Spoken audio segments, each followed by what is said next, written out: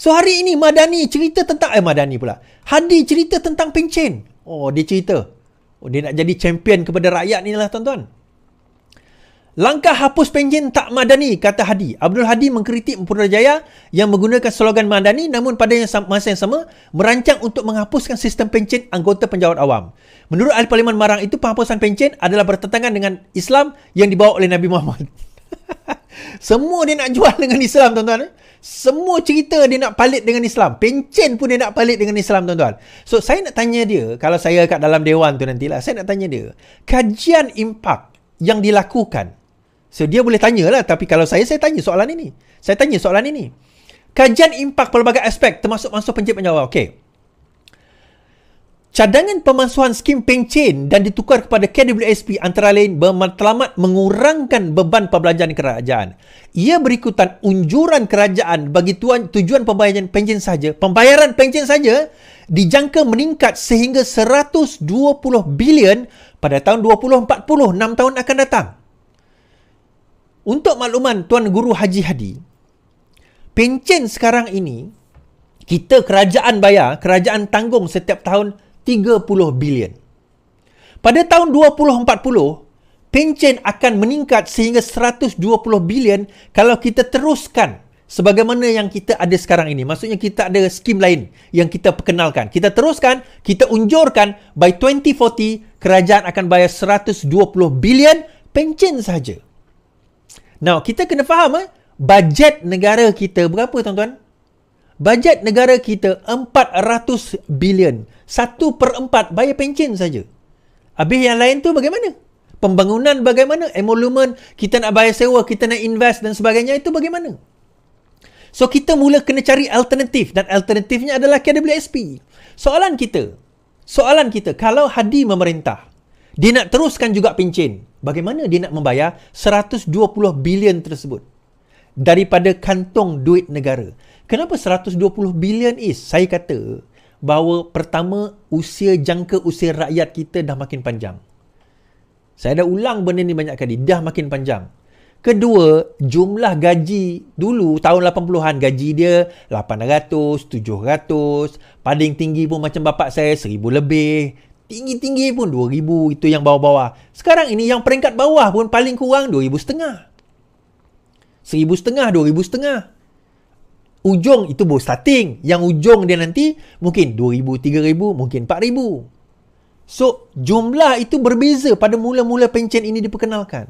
Jangka hayat yang panjang, jumlah gaji. So, pada tahun 2040, ini bukan kajian, bukan Fahmi Fazil yang cakap, bukan Anwar Ibrahim yang cakap. Ini unjuran kerajaan.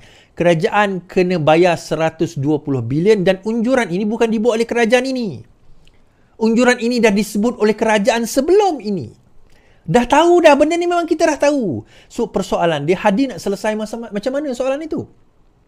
Kalau saya kat dalam dewan tu, saya tanya, Marang, kita nak tanyalah, kalau tak nak masukkan pencen, pada 2040, kerajaan kena menanggung 120 bilion saja membayar gaji, membayar pencen. So, bagaimana kita nak menyelesaikan masalah ini? Pinjam lagi. Dengan hutang kita 1.5 trilion. Itu baru 2040. Ini bayaran setiap tahun, tuan-tuan. 2040, 120 bilion. Dia akan, jumlah itu akan bertambah. Sebab orang pencen tiap tahun. Again, kita balik kepada apa orang kata, Don Kelantan tak mampu mentadbir, tanah Kelantan mereka tak mampu nak apa orang kata selesaikan, dapat dividen dan sebagainya.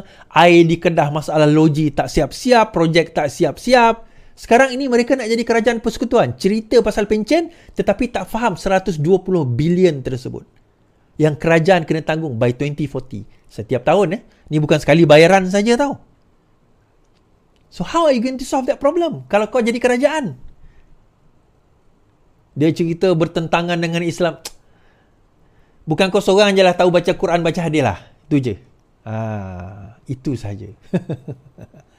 Right? Okay, habis kat situ. Itulah, tak mampu. Bagi saya tak mampu lah. Kesian lah. Bagi saya kesian rakyat Kedah, kesian rakyat Kelantan. Tapi itulah yang korang suka. Kesian rakyat Perlis tak payah cerita lah. Lagi jauh ketinggalan lah. kesan rakyat. Terengganu ni sebab dia ada minyak je. Tapi again, sebenarnya Terengganu ni banyak benda boleh buat. Tapi pelancongan dia pun out dah sekarang. Terengganu ni dia ada pantai dan pulau yang cantik. Dia ada Tasik Kenyir. Tapi daripada segi pelancongan, orang dah tak berani nak pergi dah, tuan-tuan. Orang luar lah. Kan? Tinggallah kita. Ada lah pergi. Bukan kita tak ada yang pergi. Tapi dah tak menarik lagi dah. Menjadi destinasi yang menarik macam dulu kan. Baik. Perhatian Dewan Yang Mulia ini berkenaan dengan Ladang Rakyat Kelantan. Pada awal pelancaran program 17 tahun lalu terdapat 19 kawasan ladang rakyat dengan 17 daripadanya diusahakan secara pajakan oleh syarikat.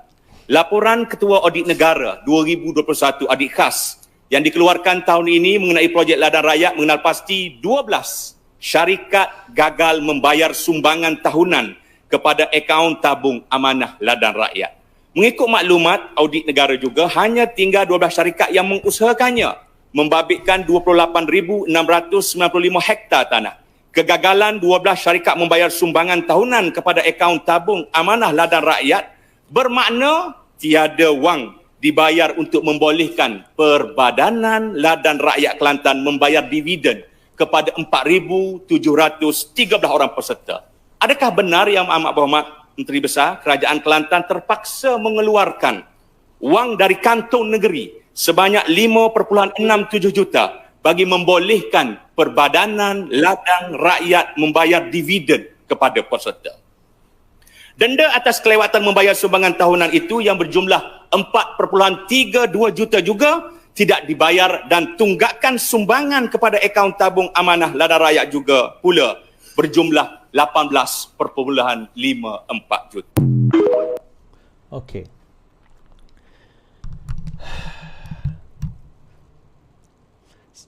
Kadang-kadang menjadi satu persoalan yang menarik, tuan-tuan kan. Macam mana diorang nak jadi pemerintah kepada negara? Kalau sekiranya benda sekecil ini, kita cerita juta-juta, belas juta, puluh juta ni, diorang sendiri tak mampu dan tak boleh nak handle. Dahlah buat undang-undang bercanggah dengan perlembagaan. Lepas itu diorang tak mampu nak handle isu ladang rakyat. Dia bagi puluhan ribu hektar tanah kepada 12 syarikat.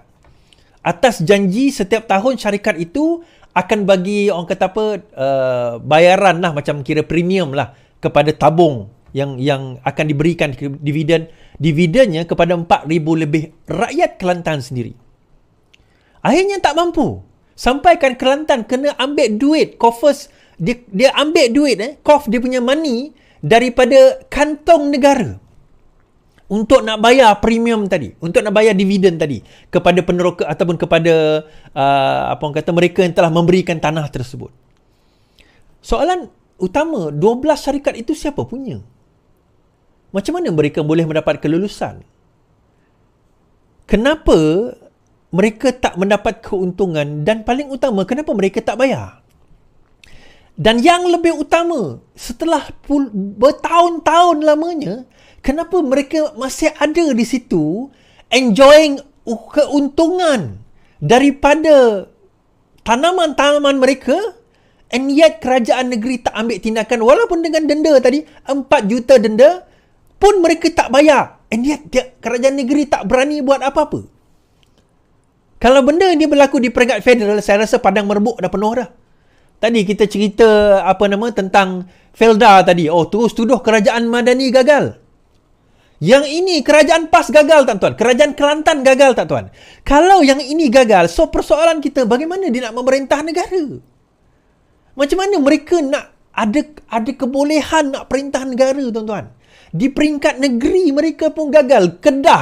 Air Kedah bermasalah. Buat loji, 4 loji, semua masalah.